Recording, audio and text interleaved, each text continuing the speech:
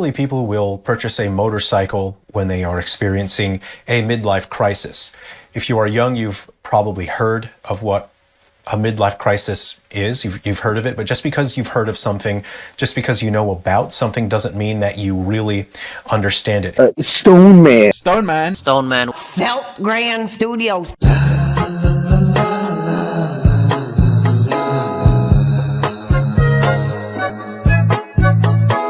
Sungrand Studios is a failed indie developer turned anti-woke fake right-wing grifter who himself actually has very anti-American, anti-Trump, and very, very liberal politics that borderline on communistic, to the point where he's actually rage quit America almost 20 years ago during the Bush administration for political reasons he has admitted that he still doesn't understand. Sungrand Studios is a known liar and cancer scammer. He has lied about several people, including the same man, about 13 to 14 times having cancer and dying repeatedly.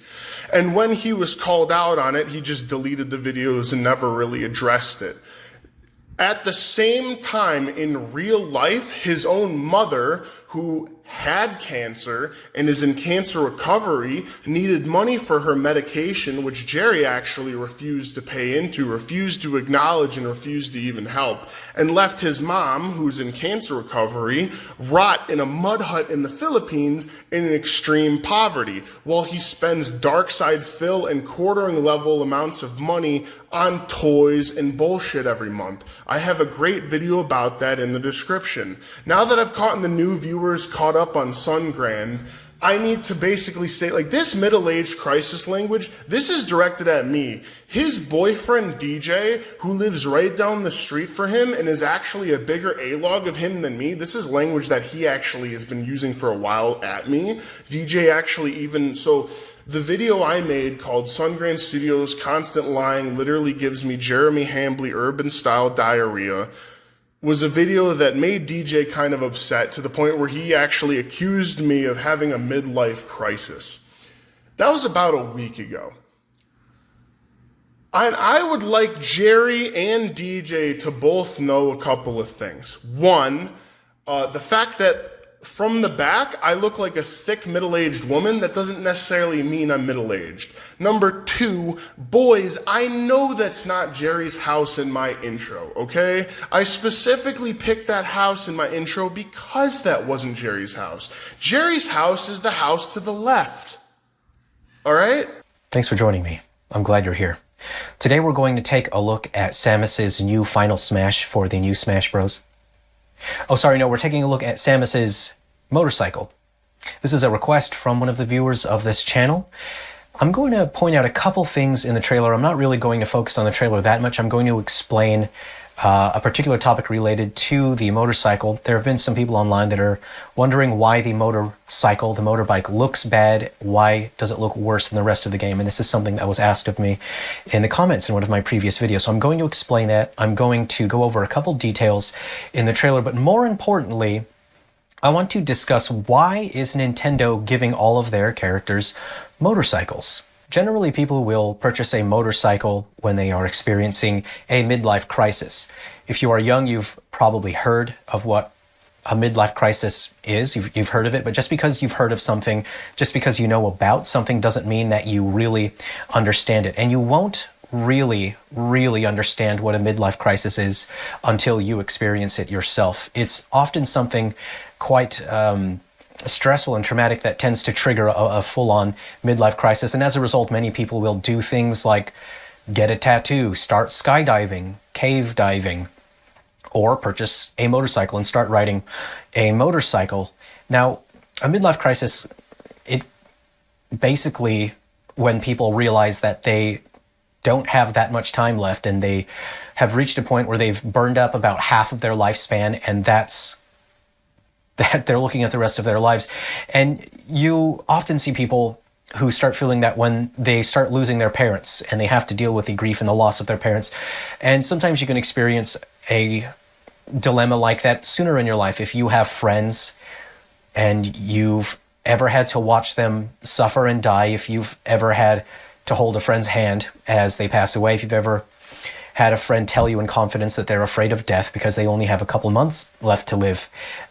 Those sorts of things force you to experience a midlife crisis where you realize, I don't have much time left either. In the grand scheme of things, we don't get to live for that long. And when you fully, truly understand how much time you have left, how little time you have left, and how small you are, you start to realize what does and does not matter in your life. You will, unfortunately, it will be far too late by the time you realize that every stupid, ridiculous thing that you've argued about over the internet, everything you've thrown a tantrum over on the internet, oh, why is this company doing this? Why is that doing that? And then you waste hours of your life just obsessing over it.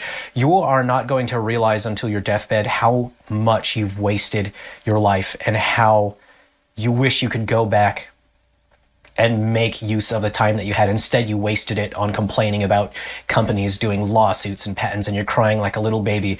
You won't realize until much later in your life that you wasted your time, and you wish you would give anything if you could have your time back and just live your life, but you won't. So the motorbike is graphically reliant on detailed, dense, high-resolution textures, and that's why the motorbike, unfortunately, there's people that think that the motorbike does not look very good. Now, it's detail dense, and I'm going to approach this topic as a developer and as an artist. This is highly detailed dense, but it's reliant on high resolution textures here. The overall shape of the bike is quite simple, and there's nothing wrong with that. It's easy to understand the shape of the bike. It's easy to look at it and to understand this is some sort of vehicle, right? Now, its complexity comes from the overall form. The shape, the overall shape of it is simple. The form is where the complexity is, where we have all these finer details and shapes. But it's very heavily reliant on high resolution textures. And I'll just go ahead and shrink myself down here.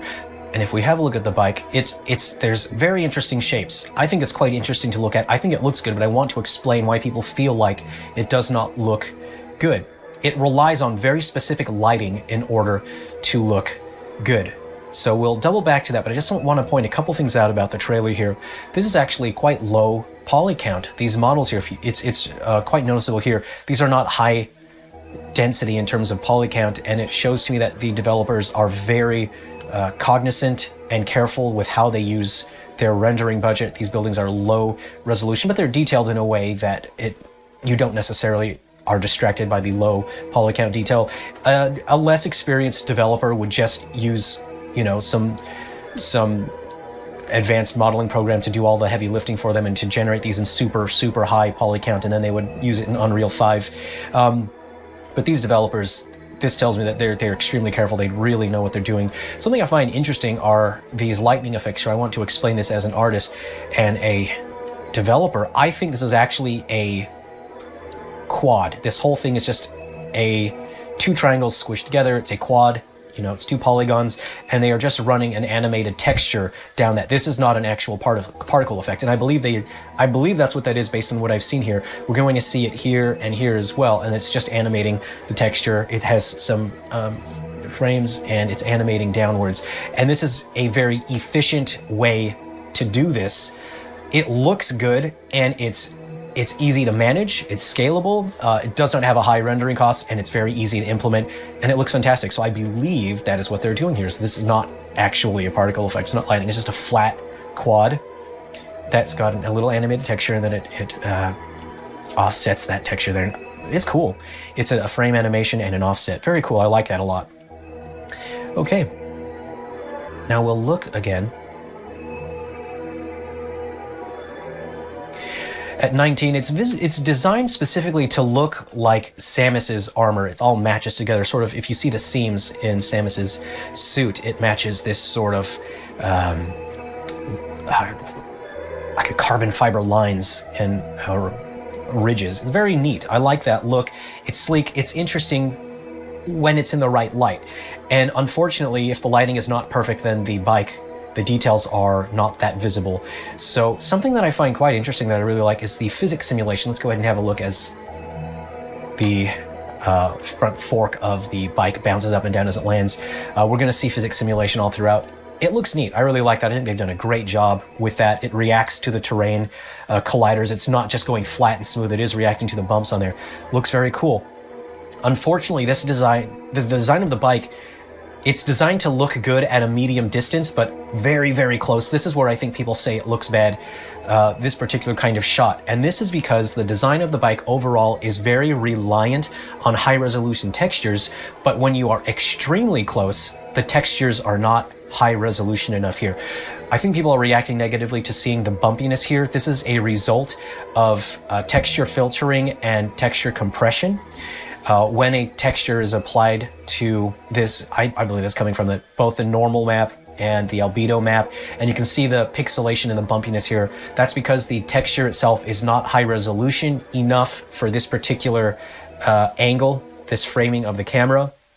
And so the texture itself, you're seeing the compression and the filtering, and it just results in artifacting here. And I think that's why people are saying it does not look good. I think they do not like that this sort of hexagon look makes it look lower poly count. This kind of looks lower poly count here. At medium distances, you don't see these issues, but I think because this is not a flattering angle for the bike, people are responding negatively. The lighting in this scene is fine, but it's not very flattering to the particular details of the bike. I think if they had chosen multiple light sources with different color temperatures, this reveal would look more interesting. If there was a blue light, you know, sort of in the background, and then a harsh yellow or a golden light coming from the front, I think would have been more flattering and interesting looking. So I think that's why people say this doesn't look very good here. So we're going to skip ahead a little bit, and we're going to look at two angles here that are just, they're so similar, but it really shows us what's wrong here. So at this particular angle, we see the details of this. This is a result of a normal map that defines the bumpiness. There appear to be specular. I'm not sure if there's a specular map or if they're just relying on just an overall. I think there's ambient occlusion. There would be specular maps. Now here's the thing. Again, depending on the angle, texture filtering has to sort of smoothen the graphics out a little bit. Texture filtering occurs at different angles and different distances in certain ways. So at certain angles, I'm going to point out the ridges here, the bumps on this handle mount. So at this specific frame, we see that. We can see it's catching light, we see the ridges in that, we see the detail, and that looks interesting. The problem is that once we reach a certain angle, the texture filtering that is part of the shader, it smoothens it out too much when the angle is a little too oblique. Just here, it's smoothened out. We no longer see the details, and texture filtering also becomes a bit more prevalent and intense when geometry is farther from the camera. Then we have lighting hitting that a certain way, and suddenly we don't see any more of the details, and it looks like this does not have any detail. On top of that, we have YouTube that sort of smoothens out stuff, and it's a real bummer that it obscures the details. But the main problem is that the design of the bike is reliant on high resolution textures, but when you are a certain distance from the camera, the texture filtering smoothens out those details and you can no longer see them. They are no longer present or no longer visible. And that's basically what we are seeing here. And we'll see at 38 seconds. I have a note here at 38 seconds. Here is where it looks fine. When it is a medium distance from the camera, we can see that. You can actually see the texture filtering take place here. This may be a result of anisotropic filtering. When geometry is oblique, it's sort of turned away from the camera, it really harshly smoothens things out. You can see the detail of the bike here, but once we are a certain distance and a certain angle from the camera, that is all smoothened out, and it looks like there is no texture here. It looks like there is no detail. We can barely see the bumps and ridges on the handle mount there. We can see the details here. This looks fine because, again, it's catching the light. You can see it's catching the reflection of a reflection probe or a cube map, so it acts like it's reflecting the sky. That's where it looks interesting, but that is not always visible because, again, once we are farther from the camera, it's smoothened out and you can no longer see it. See here, it looks like there's no detail at all. And here it looks like there's no detail at all. I really like the combat attacks here. It looks like you'll be able to do some fighting with the motorcycle, which is pretty cool. That's neat. That's basically my explanation for that. I'll point out something here. This makes me feel unwell There is no safety railing. There's no reason why this can't have safety railing if this is meant to be a walkway. And if this was not meant to be a walkway, then what are you doing? Don't go on there. Look, the bridge fell. The bridge fell, you shouldn't have been on there. I'm just saying, we could use more safety railing. Anyway, that is my explanation for why the bike looks bad. I think it looks cool, but yeah, at certain angles and distance from the camera, its details are obscured and then it looks more plain. I personally think it looks really cool. I think the developers here did a great job. I just want to explain why people feel like it doesn't look good compared to the rest of the game, which is a comment that I received. So in summary, the bike relies heavily on high-resolution textures. Yeah, it relies on high-resolution textures to look interesting, and the textures are not really high enough resolution when the camera is extremely close. The texture filtering makes it look blocky when it's extremely up close, and then it's too smooth and it obscures the actual details when the motorcycle is too far from the viewing camera. The material for the light-colored part as well, the material of the light-colored part doesn't really catch the light. It doesn't reflect light in an interesting way, and it results in blown out tones, it results in a loss of detail, and it makes it look quite plain. You can see this area here does seem to be catching the blue of the sky, so this is reflecting light in an interesting way. Now, in general, in games, when you have reflective surfaces or physically based shaders, darker colors are able to reflect things in an interesting way. But once you have a white color, you can't really go up from the color white. So lighter color things have a very hard time reflecting light and color in an interesting way. So I think that there's a technical and just a logical struggle here when it comes to the lighter color, the lighter part of the bike. The lighting for the initial reveal was not that interesting. It wasn't that flattering, but it was fine. At distance, the texture filtering makes details, you know, very hard to see, and also the YouTube compression is blurring the image. So that's my explanation. I think this looks very cool. We've never seen Samus in an outdoor area like this, like in a desert, so I'm interested to see where this goes. I've seen people that are upset that this doesn't feel like a Metroid thing, that it's so different from everything that's been before, but I like to see game series try new things. I'm wondering which Nintendo character will get their motorcycle next. Will Mario be the next one to get a motorcycle? Will a Pokemon game get a motorcycle? Will Donkey Kong? No, Donkey Kong just got a game and he didn't get a motorcycle. Let's get an Ice Climbers reboot with a motorcycle, 2 motorcycles. Here's my pitch to Nintendo. Nintendo, if you're watching, my pitch to you: open world Ice Climbers game, and Nana and Popo join a motorcycle gang because they're having a midlife crisis, and then they ride motorcycles around a snowy landscape. There we go. Everybody's got to have a motorcycle now. Anyway, thanks very much. I hope you've enjoyed this video. Take care. I hope you're looking forward to seeing more from this game. I'll be creating more videos taking a look at more of the things that were revealed in the Nintendo Direct. Take care, everyone. I'll see you around, and look out for that midlife crisis. It's going to hit you pretty hard. Just be careful for that.